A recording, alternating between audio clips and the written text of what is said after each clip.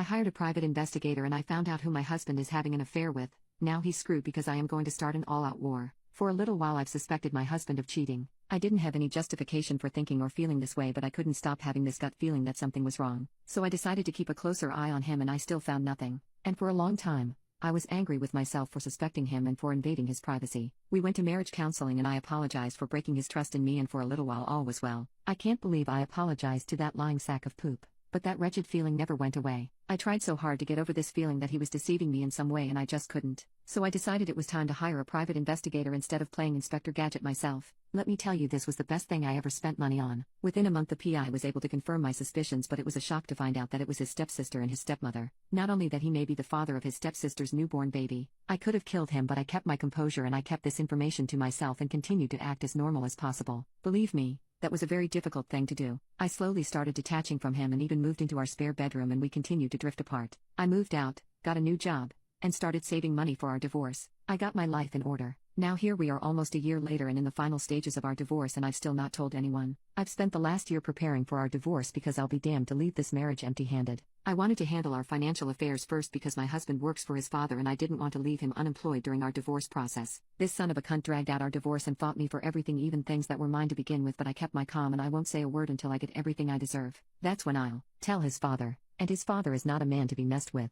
I've been assured the check will clear in 3 days, or less, and it's over for Robert, cause as soon as that money hits my account his mother, stepmother, stepsister, brother-in-law, and father will receive a beautifully written email with pictures and videos of what he has been up to. His dad will tear him apart. Count your days, Robert. Edit 1. I got my money. Time to send it. Edit 2. His stepmother and stepsister do not know about each other. I don't know how long he has been intimately involved with them, but I do know it started in adulthood for all involved. Update post. Let's clear some things up. When Robert's father remarried, Robert was already a 30-year-old man, so no, he wasn't intimately groomed, and his stepsister was 31 when she met him. Again, no one here is being intimately abused. All involved were already well into adulthood when meeting and when they started to F around. As for the money, well honey, that's money he owed me but was being a dick about giving it back. I invested in his business ventures and he refused to pay me my share. And that's not poop I was willing to let slide. You can't get a broke man to pay his debt. So yes, I wasn't going to let him be unemployed during our divorce. The aftermath.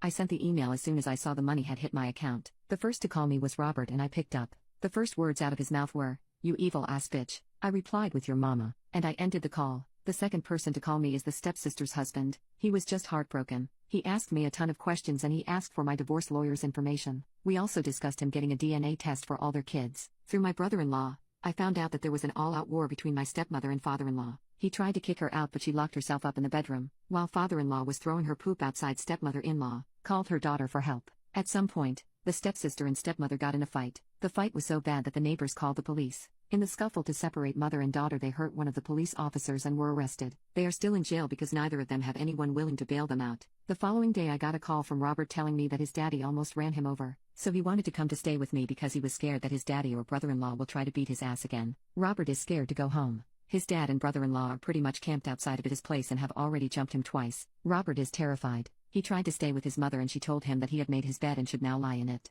FYI, I am not done with Robert yet. I've got more planned for him. Update 2. Ex-sister-in-law is in deep doo-doo as the results for the DNA test came back and 0 out of 3 is his. Ex-brother-in-law is distraught. She doesn't even know who else could be the father. Heifer, how many men have you been betting, besides your husband and mine? Don't worry, I'll find out. Like, I knew she was a trifling old bag of bones, but I never knew she was this cold. Brother-in-law has decided to cut ties for his own sanity as he feared he might act in a way that is outside his character. Now I feel bad for those babies, but I understand why he had to leave. Did we, ex-brother-in-law and I, give a copy of the DNA results to everyone she knows? Yes, we did. Did I personally go out of my way to darken the steps of a church and make my testimony and hand out copies of the DNA results? I sure did. Ex-mother-in-law and her daughter have cut ties and are silently hating each other, but they are image-obsessed, so they kept things cute and silent. But a heathen like myself prefers to be cute and audible, and I haven't forgotten dear mother. So I went and gave my testimony in front her beloved peers and read out a couple of the vilest text messages she and my ex-husband exchanged. There were a lot of gasps and screaming, but I kept reading for as long as I could.